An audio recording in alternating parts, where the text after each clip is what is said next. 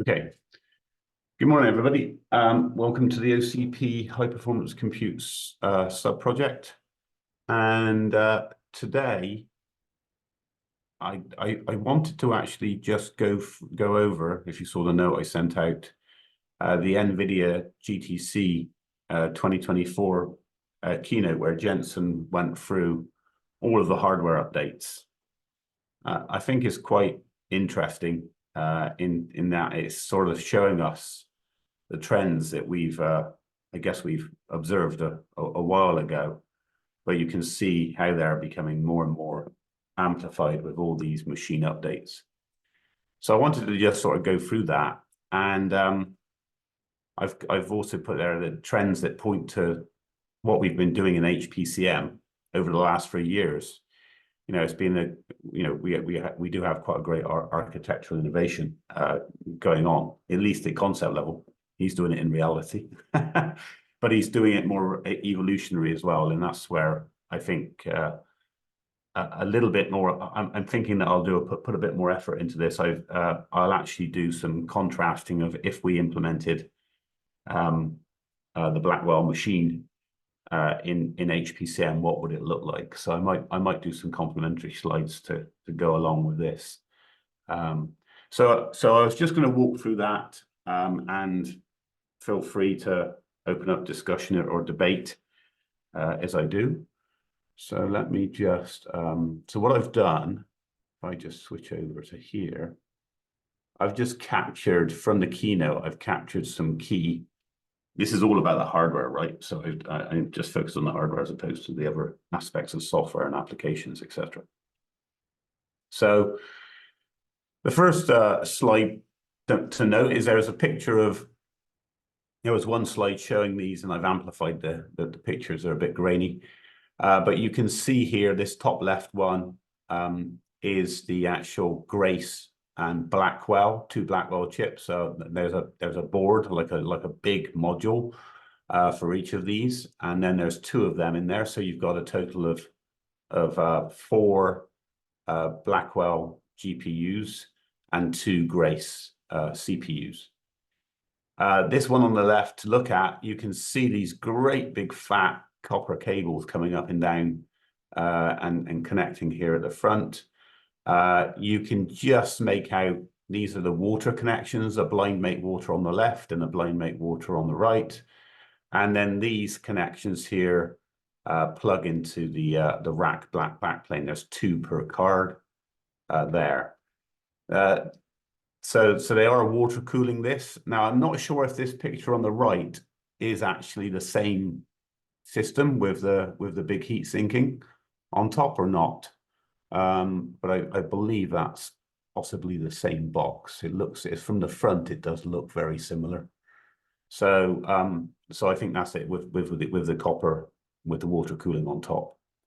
But you notice they've also got fans, so they're still relying on fans in this system as well. And I guess it looks like a 1U blade. So they've got 7 of these packed into this 1U blade. Then the NVLink switch is even a little bit more interesting. So they've got 2 of the NVLink switch chips in here. And this is where you see these great big, these are actually huge cables. We can see this in more detail later, but you can see that they've not done a PCB traces from these to the connectors at the back. They've done bypass cables. So these are the same connector arrangement. It's the same common backplane approach. And so they've got 4 connectors there. The power's coming in from a bus bar. I believe that's going to be a 48-volt bus bar. So you can see that's poking out the back, bit like OCP rack, the rack V3, V1, and V2. I think they all have the 48-volt bus bar, so they've copied that. But this is interesting, and I'm not sure how the speed of these cables. They may be 224 gig, but I don't know. I'm not too sure. Just by the way, I was at OFC last week, and I did see a lot of the cabling in the back for the NVIDIA backplanes that the connector companies were showing, and they are substantial, meaty cables. and the connectors are serious, robust metal connectors. It seems to be dripping with expense in terms of the cost of this interconnect. Any questions on these or any comments for those of you that know that are familiar with it? I have one question. The top left, those orange or like red This red here? tape. Is that the water cooling? No, that's a power cable. There's a red and a black. So this is the power connector at the back. So there's a bus bar, a copper bus bar going up and down the rack, and this brings the power in. So this is the point, right? Is you can't bring. We always used to bring our power in through the 2 amps copper power planes in our big motherboards, but you get too much losses there. So they're jacking. They have in different servers. You will see big chunks of copper plates routing power around, and then big cables connecting down to the modules. So I'm assuming there's some sort of power distribution going on, and they need to bring some big power to the front as well. But yeah. Okay, thank you. And the water is on this side. You can see a little bit of copper there. We'll get a closer look, I think, in some other slides in a moment. Okay. So this is their picture of the Grace with 2 Blackwell. Now, for those of you that were familiar with Grace Hopper, basically the Grace was butted up right against the Hopper chip. Literally, there was less than a millimeter between the 2 packages. And NVIDIA were saying that Grace had 900 gigabytes per second of NVLink bandwidth between the 2, between the Grace and the Hopper. And if you're familiar with Grace, it has LPDDR. It has a terabyte of LPDDR memory on it that can go about a terabyte per second. So effectively, the entire bandwidth of that terabyte of LPDDR memory can feed through Grace to Hopper. So that Hopper was limited, I believe, to 96 gigabytes of memory, maybe. And so this gave an extra 10x of memory at a decent, almost terabyte per second bandwidth. So you can look at Grace as a glorified memory buffer for large language model stuff like GPT-3, etc. But the key thing here was when they advertised it, they put these 2 together, right? Then when they advertised it, they said that it was 1.3 picojoules per bit compared to your average PCI bus is in the sort of 5 to 7 or 5 to 10 picojoules per bit, let's just say, depending on where you get it from. And so this is at 1.3. So they were saying this is the same bandwidth. Grace had the same bandwidth as 7 PCI buses, at Gen 5, I guess, for the same power consumption, because they were at 1.3. They had very custom PHYs going on here to get down to that low energy IO. Now, I'm telling you, the fact that they've now taken, so they've got 450 gigabytes per second going to one Blackwell and 450 gigabytes per second going to the other Blackwell. And we've now got longer traces in here that are going through the PCB. So I wouldn't mind betting that we're nudging 5 picojoules per bit there, which means they've either designed another brand new Grace chip, or they're very clever at making their PHY IOs work in different power modes, which I've been told over the decades that you can't do that. You design a PHY to drive a particular power, and that's the power it consumes no matter how short a distance you go. So that would allude to the fact that they've got a different die, a different Grace die with different drivers. But they may have cracked that nut, or they may have both drivers on the same chip that they can enable. But anyway, needless to say, they're burning more energy for this bus, and you probably won't hear Jensen talking about his picojoules per bit on this particular implementation. Question for you, Alan. Yeah. So in the Grace Hopper, there was only one GPU, one hopper GPU for each That's Grace right. There was CPU? one Hopper GPU and one Grace. So whereas obviously we've got two Blackwells Yeah, here. so do you have an idea? I mean, do you understand the reason why they have two Blackwell Yeah. So well, GPUs? actually, if you go back to maybe even two GTCs ago, so this is great question. Jensen was talking about the fact that the mix and match of CPUs to GPUs, I think he showed 1, 2, and 4, and depending on your application, with all heterogeneous compute, depends on the application will dictate what different pieces you need. And so they've taken the approach here is they make a dedicated board. So like you take a Grace and you can have a Grace board all by itself. You can also have a module with two Graces butted together, or you can have a single hopper board. And then they did the Grace hopper. So you're already at a proliferation of all these different modules mixing these heterogeneous devices.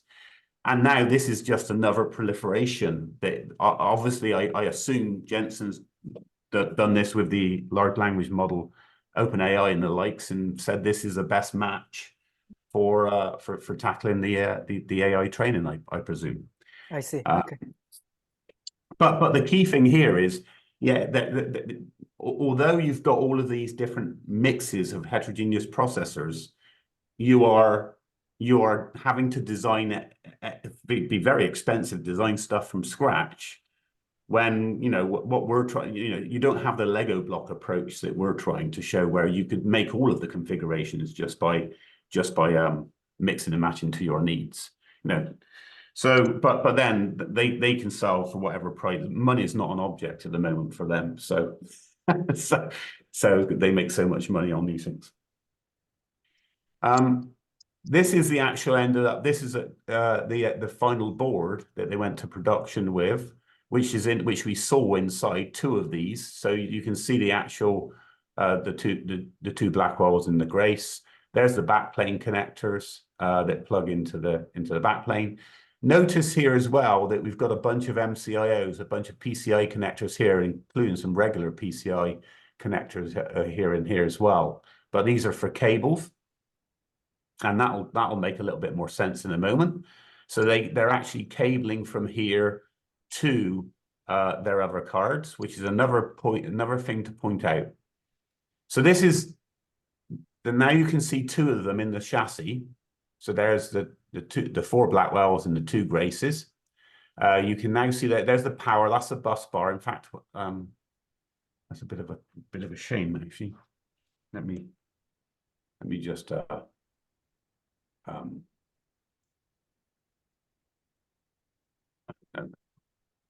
Oh, never mind. Never mind. I was just trying to zoom in. There we go. There you go. So there you can see this is the bus bar, the 48-volt bus bar bringing the power in. You can see one of the blind mate water connections here and the other blind mate water connection there. You can see the rubber hose going in and going for a water distribution here. So, everything's, they're making it compatible with a 19-inch rack. So everything's got a route around, everything's doing it to fit, an evolutionary approach to compute. So let me go back into play mode here. Okay, so in the front here, you can see some empty bays, and this is where you see next, where they start to drop in their some network cards. So first of all, they've got their ConnectX InfiniBand. So they've got the InfiniBand cables coming out the front. The QSFP, I'm not sure if they might be OSFPs actually. And they look at the heat sinks they've got on these QSFP or OSFPs, so they've got that. They're blowing air over these. These aren't water cooled. Oh, here you go. Look at this great big. We've got some power brick going on here, and I think that's where those big fat power cables drop in. I'm not exactly sure how all that works. Oh, there you go. It's providing, these are all the power cables then to connect across to the various boards. So you can see, look, you've got like rows and rows of GPU power cables. So power is a bloody nightmare going everywhere, right? and then so we're dropping in these NIC cards, and then what they'll do is you see these cables here. I suspect these MCIOs, the cables we saw in the first diagrams are flying over to connect to these connectors that will then convert it to a regular PCI edge finger connector, so that these cards can communicate with the Grace processor. So again, cables everywhere. Then they've also got a blue field dropping in here, and so we've got the blue field DPU, which is another card, and again there'll be another cable from one of these MCIOs bringing it out to one of these cards. Any questions on that? Okay, so once we've got one of these boxes, these Grace Blackwell boxes, so each one of these boxes has 7 processors in it. Sorry, 6 processors, 4 Blackwells, 2 Graces, 6 processors. And then there's 1, 2, 3, 4, 5, 6, 7, 8, 9, 10, 11, 12, 13, 14, 15, 16, 17, 18. So it looks like they got a redundancy going on here. So they're 16 plus 2. So they're, like I said, 18 compute trays. So you've got 36 Grace CPUs and 72 Blackwells are configured in this. So I was thinking we could do a little mini wall and see how it would compare in a wall. Now, obviously, I'm sure our wall would be longer, but again, we'd be very much thinner. You can start to see the water connections, the bus bar power, and the I/O connections going into the backplane. Now, this is the NVLink switch. So now you can begin to see the size of these damn connectors that are bringing the I/O, and how close they're trying to get that. They don't want to run these signals over the PCB because of the signal integrity losses. And if you listen to Jensen, he actually talked proudly about how because with this cabling approach, and then they go up and down the rack with, I think it goes to 26 gauge cable. These are meaty things. When you look to them on the show floor at OFC, these are meaty damn things. And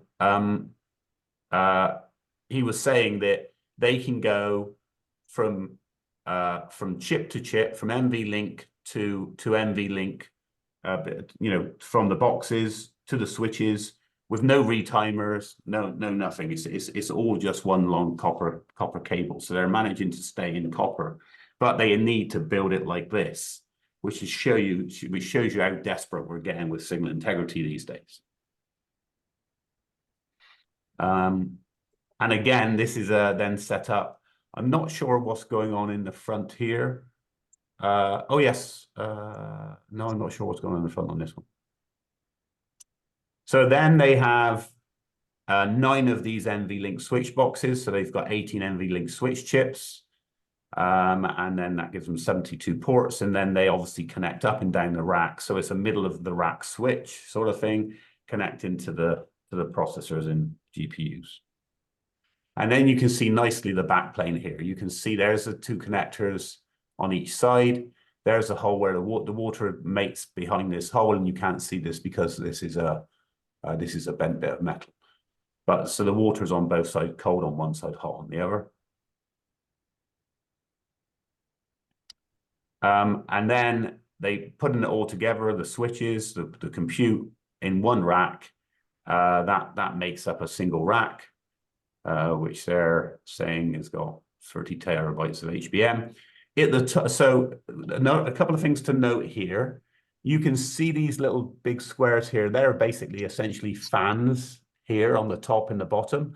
They're the power. So they're taking the facility power in, the 300 volts, 400 volts, whatever it is.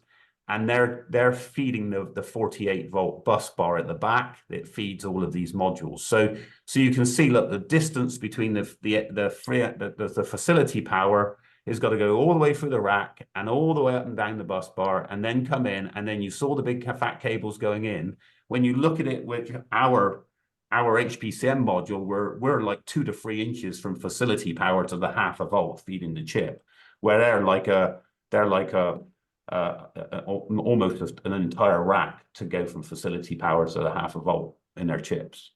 So these are all losses in terms of copper losses, or expense in terms of massive pieces of copper to stop the losses. So again, that's where we're much more thinking from the ground up, much smaller. And then they have a switch at the top, a regular old Ethernet or InfiniBand switch, which is how they communicate with the rest of their rack. So here is the InfiniBand switch here, and it can also be an Ethernet one, I believe. Interesting here, we can see there's a switch there, and that's feeding 32, again, I believe QSFP ports here at the front. And I'm assuming it must be feeding out the back as well to the backplane in some way or another. And I don't really understand what's going on here. I can't see this. This is a big heat sink. This must be a whopping power hungry chip. They got a big heat sink and heat pipes extending it even further. But this is entirely air cooled, I think. It's the way this one's. I may be wrong. No, this is air cooled, and it's also powered.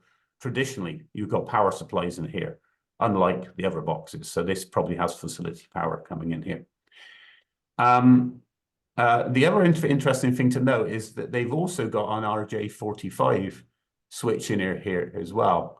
So I'm wondering whether maybe they do have a control plane as well as a data plane in their system setup, which is quite interesting. I mean, we've been talking about a control plane for ours for a while, so that's an interesting observation. Yeah, Alan joined. Sorry, I joined late. I had this meeting at 10 at the bottom of the hour, but yeah, they have InfiniBand, Ethernet, and NVLink. Right. Yeah. But this, I don't know about these RJ45s, whether they're 1 gig or 10 gig, but it's interesting they have that as well. And I think this box can be configured. You make this one either an InfiniBand box or an Ethernet box. I don't think they do both at the same time. So, Alan, is this configurable? Because they have like 3 types of data plane, right?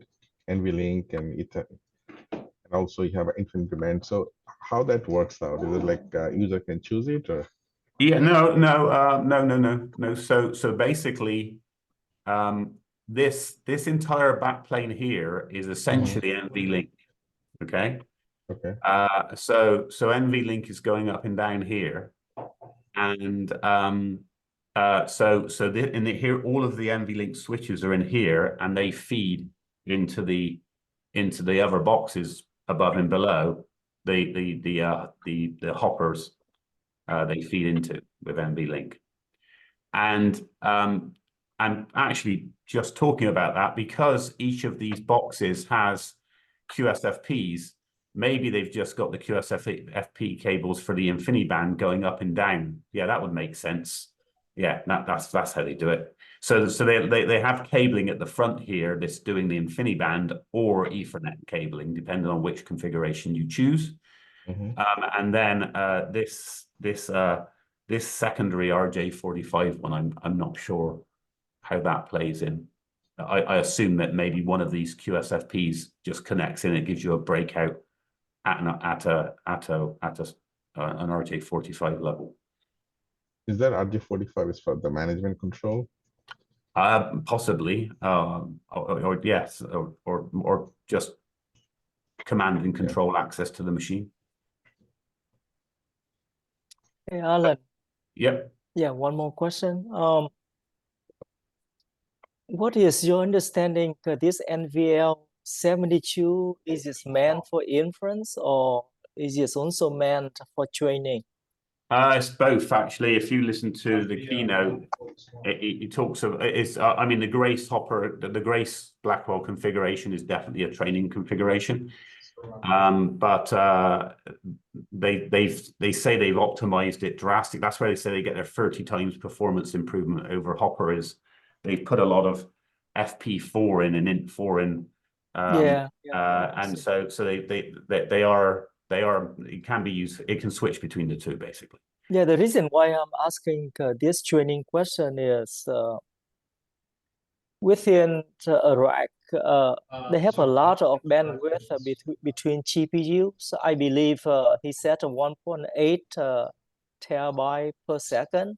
Mm-hmm. So that is for the scale up bandwidth. For the scale out bandwidth, since they have to rely on the InfiniBand, Right.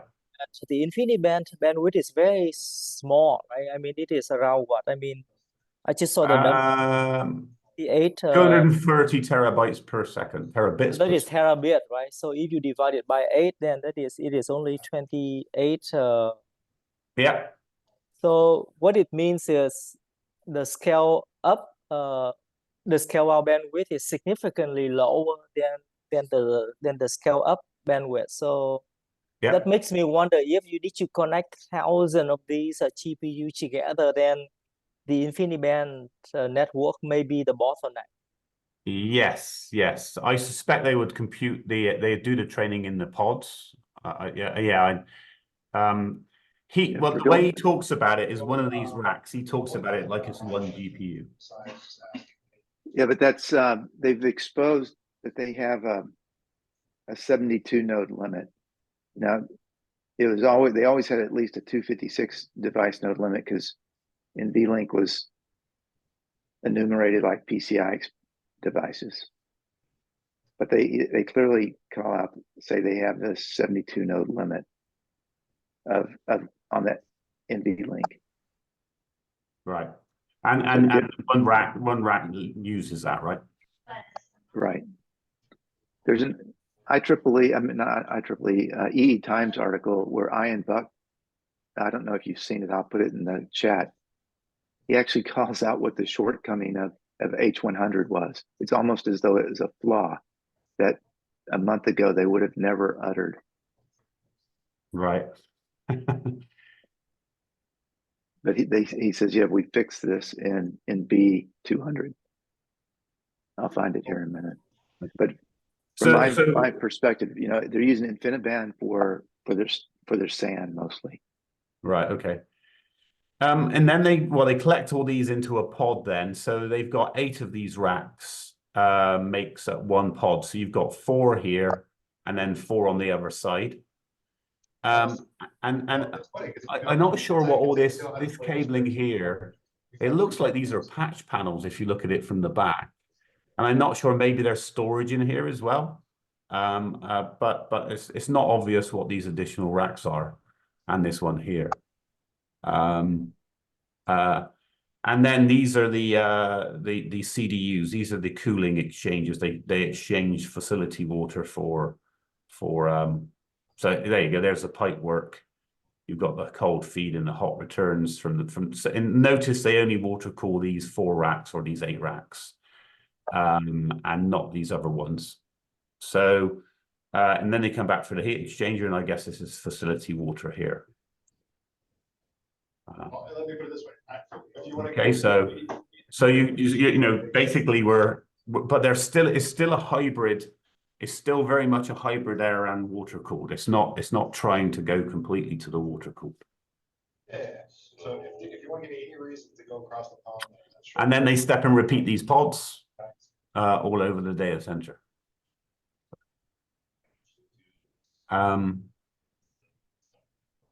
This was just a better photograph of it, I guess, at the end. Well, oh no, he started to show the boards off a little bit more detail. So nothing really new there. He had one where he shows the tells on the out of the Grace chip. Yeah, you missed that. That was at the beginning, Mitch. Okay, sorry.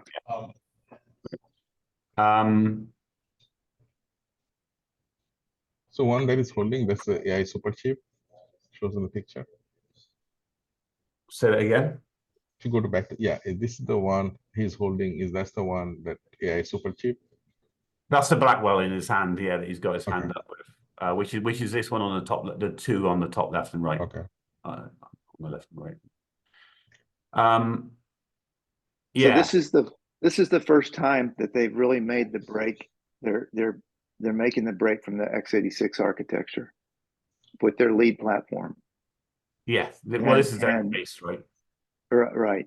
So what is the CPU here then? Is it not x86? You're right. This is their Grace ARM multi-core. SoC. It's coming. It's coming. It has a relatively small memory footprint. Well, it's 1 So- terabyte. That's what I was saying, Mitch, is that we had the Grace Hopper. I was saying that Grace Hopper was literally, they were butted next to each other, and that was like at 1.3 picojoules per bit.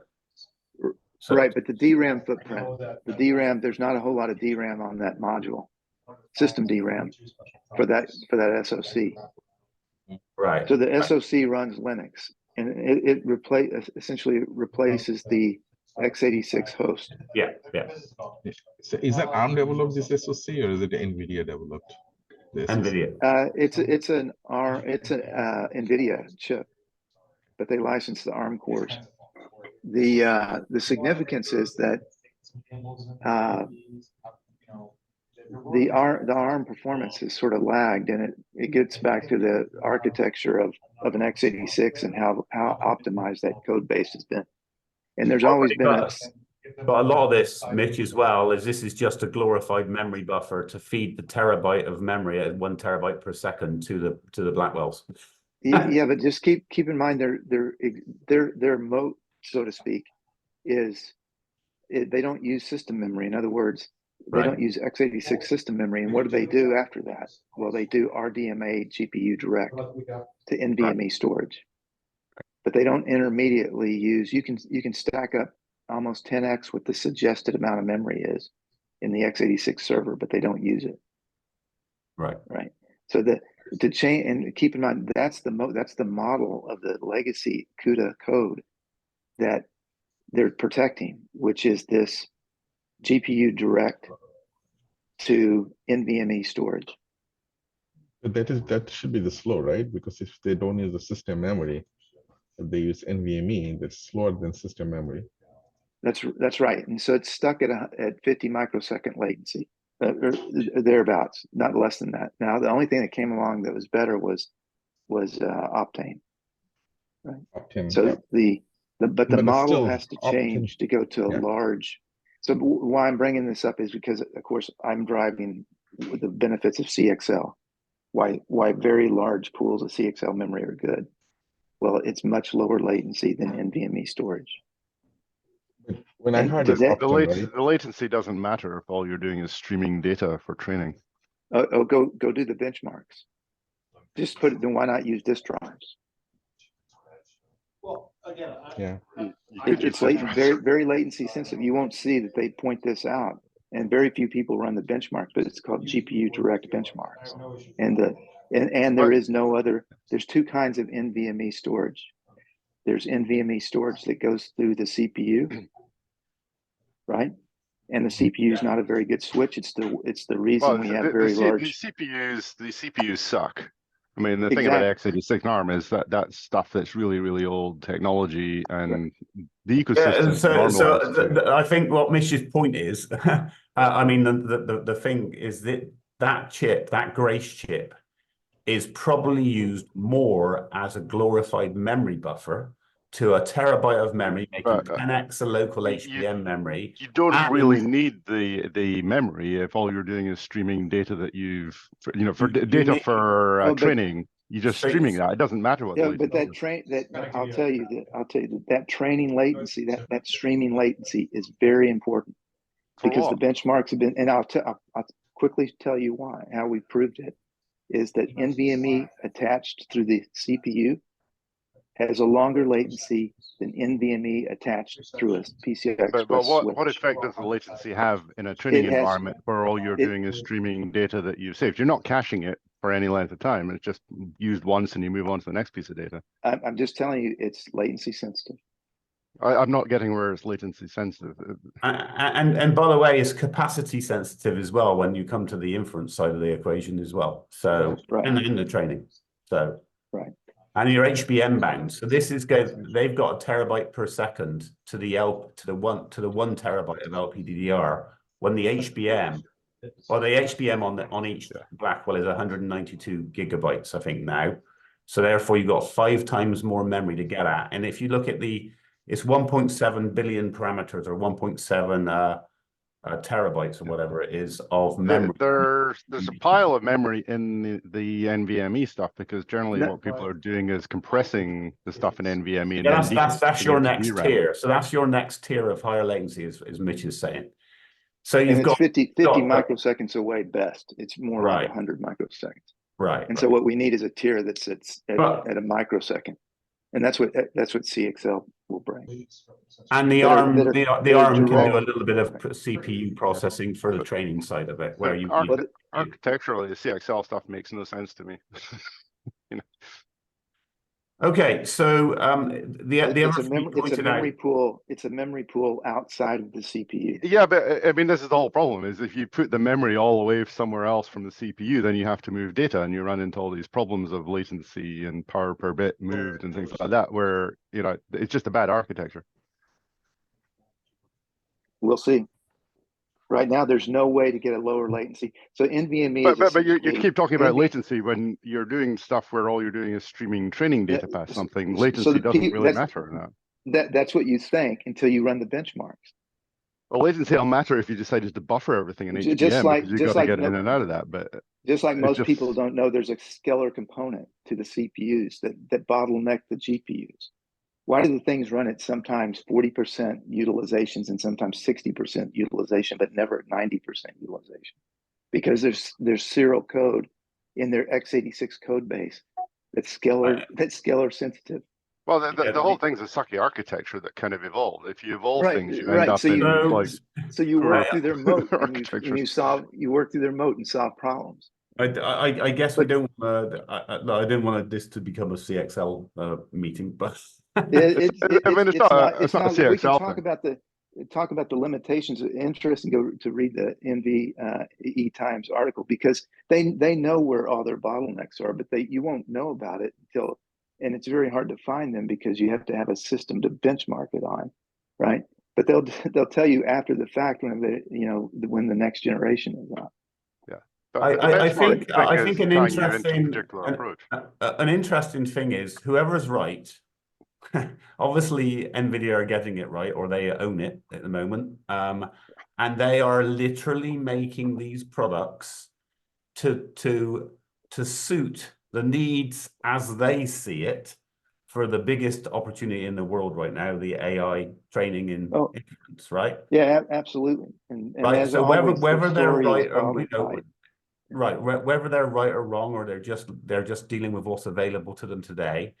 The key thing for me that I want to point out here, because your arguments, by the way, are very good, because there's various religions and various arguments. Everyone sees it a slightly different way, and as a different answer to where the world needs to go.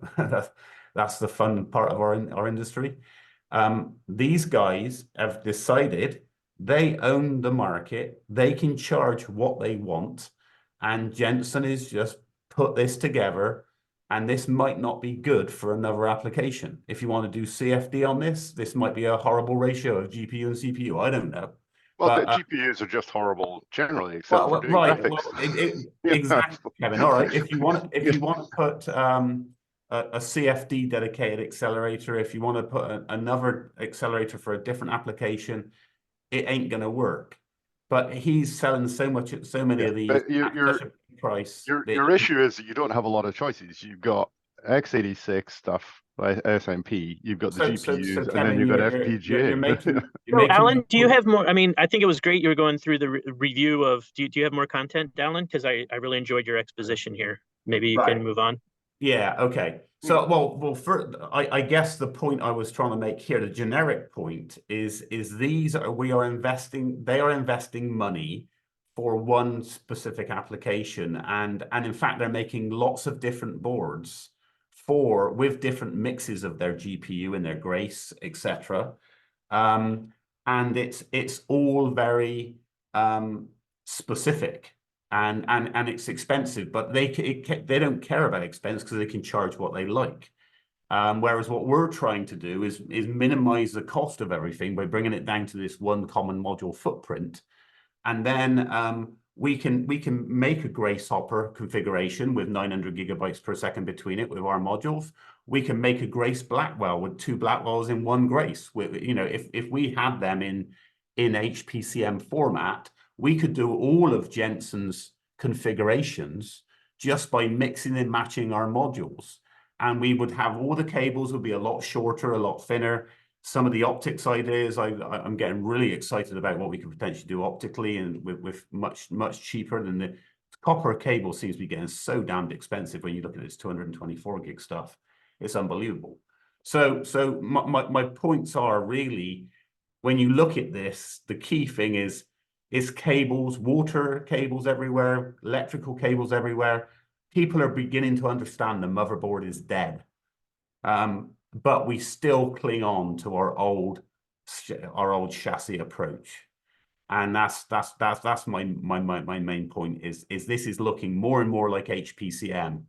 And who knows, you know, if we give NVIDIA another turn of the crank, they might even have their own full HPCM approach. They might be listening to this and copying enough, maybe. I wish. So I wanted to come on to this one. This is basically the DGX box configuration. So Jensen's argument is here is you can drop in there's a single Blackwell, I believe, on each one of these, and you can drop it into their universal baseboard that will then plug into their existing DGX systems. So you can unplug your H100s and plug in your Blackwells. So an easy insertion is what he's saying. So he gets a nice gravy train of upgrading everybody. But there's a couple of things I wanted to point out here. Is this actual baseboard here? It is now compatible with the OAI universal baseboard, i.e. the backplane is the same. So this plugs into a PCI switch on the other side. And the other thing I wanted to point out here is we've got the PCI bus coming from each of these modules, going through to the PCI switch that literally sits about here in this picture. And yet we have a retimer. This is retimers that they have to get from the modules to the switch. So no way to run a railroad. This is showing you how bad signal integrity has got, even at PCI Gen 5 speeds. And then these modules are connected together. And I know back a number of years ago, when I was working with a company that remained to be unnamed, but we were trying to get 112 gig between OAM module over here and an OAM module over there, and we ran out of budget just going between modules at 112 gig. I think they got there in the end by upgrading the motherboard material to Doosan or something like that. But it was barely reachable at 112, let alone 224. So you know, all of these things are evidence that we've run out of runway with this traditional motherboard approach. This was just a picture. I think this was the bring up board of the Grace in 2 Blackwells, and this is a mechanical mock-up of the final one, the final format, and that's all I have. But what I think I might do is, now I've got all the numbers here, is I could draw a few more slides where, hey, if we implemented Jensen's machine with HPCM, what would it look like? And I think that's the key point here, is we can absolutely do that. That's the most interesting part for me is HPCM. We can build anybody's architecture. Now there may be. What's your actual benefit of doing that? Because like, well, you see, the biggest benefit is I've had an entire career of trying to tell everybody that FPGAs were great for computing, and there's various challenges to why that didn't happen. But the biggest one that always would hit me over the head is you have no backwards compatibility. You can't make existing stuff run. The software stack needs reinventing. I don't entirely agree with that, but well, so you know. my point is if you can implement a physical architecture that allows for true innovation going forward, my data-centric processing architectural thinking and how do you manage caching, which is a pain in the butt, and some of all these religions that can't be or people perceive can't be broken. We've got an architecture where if you know what you're doing, you can break them. But if the same architecture, you can build anybody's machine with anybody's software stack, and with this Lego brick modular approach, then you're not throwing away the baby with the bathwater or whatever it is. So my point is that HPCM, we can build a regular PC in somebody's home all the way to an NVIDIA Grace Blackwell system. I think one of the things is the copper piece you were talking about, and trying to get off copper onto optics and yeah, but we can always stay. But the other thing with our approach is we can stay copper for longer because everything's closer together. This is what I'm going to enjoy doing. Is if you look at the MV switch makeup of this, I think this is really interesting. Here's your nodes. So this node needs to talk to the switch down here, right? And so down to this is a compute node. Yeah, it needs to talk to the switch in the middle, and there's the switches in the middle. So we've got so the switches sit about here, and they've gone to cables. The cables have got to come out, go all the way to the top, and then come back into the Blackwell chip there, right? What's different with HPCM? Well, but HPCM, they're just literally, you can put the grid, you can put a switch in the middle, connect the local processors to it, and then connect to another switch over here. You have a complete 2D mesh. But you're doing the same thing of physical connection on one edge. I mean, that's right. That's my problem with this thing is like, I've got a huge amount of surface there between my boards, and I'm not using it. Right. Right. So why aren't we going vertically board to board in that rather than going through the backplane where it's obviously going to be slower and. Well, that's essentially what we're doing with the HPCM, but we put the HPCM flat against the wall. Yeah, but you're doing a thing where you're sliding in modules and they can't, they're side by side, but they're not using the fact they're side by side to do communication, which I think is where you would win. Kevin, basically, I can connect 80 HPCM modules. I did a calculation on this a year or so ago. 80 HPCM modules with 2 meters of copper cable. How many? You can't do 80 modules. What I'm saying is, like, if you do something where you're sliding things in which can just like talk directly to each other through the surfaces, you'll get a whole lot more bandwidth and lower latency than you're getting on the copper. But there's no technology out there for that. Well, I mean, isn't that what we should be developing? Because like just reformatting this into a slightly different thing with slightly different connectors is the there's a lot of ocean to boil. Yeah, exactly, Mitch. That's exactly the point. I mean, NVIDIA is boiling that ocean. I mean, well, the short answer is Cerberus. The short answer is Cerberus.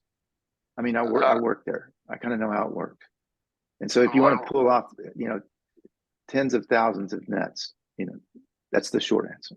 The other thing, guys, as well, is that we are talking about this universal interconnect that takes us from copper to active near packaged optics to co-packaged optics. So we are saying that we have this migration route as the optics comes online as well. So the optics stuff's been around for an awful long time. The optics stuff is not generally new. It's been around for a while. It's just like the question seems to be, can you use an awful lot of optics, rather than single fibers? Can you get more channels? So another tidbit was he made a point that they're driving NVLink at a much higher rate without retimers, and he was saying directly off the silicon. And it's just a tidbit. Bill Dolly wrote a paper with some other folks back many years ago that said that you can't go over a terabit per link with electrons. That's where the fundamental limit is. I believe Bill will be pushing that until he gets to a terabit per link. So he's going to push electrons. He'll make a cleanest channel that he possibly can, build a a receiver that's got 120 dB, whatever noise I gain. I would noise. I would question Yeah. if that's the right way to do this kind of stuff. But well, it's because I'll tell you why. It's because he can. So Kevin, you can come up with the greatest architecture that's not shit, right? You can you can put it on a napkin and look at it all day long. And Bill Dolly and Jensen are going to build it. To just wind it back, and we need to wrap up. But this is my point on this. Is we do have these innovations in the pipe. How far can we go? We all want to keep copper going as long as possible.